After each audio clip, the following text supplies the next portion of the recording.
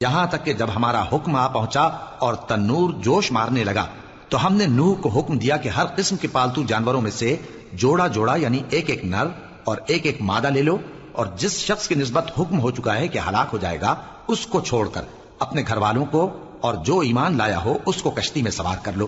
اور ان کے ساتھ ایمان بہت ہی کم لوگ لائے تھے۔ نوح نے کہا کہ اللہ کا نام لے کر کہ اسی کے کرم سے اس کا چلنا اور ٹھہرنا ہے، اس میں سوار ہو جاؤ، بے شک میرا پروردگار بخشنے والا ہے، مہربان ہے۔ اور وہ ان کو لے کر طوفان کی لہروں میں چلنے لگی۔ لہریں کیا تھیں؟ گویا پہاڑ تھے۔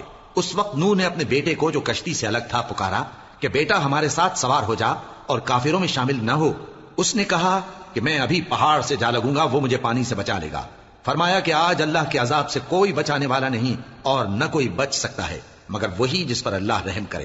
اتنے میں دونوں کے درمیان لہر حائل ہو گئی اور وہ ڈوب کر رہ گیا۔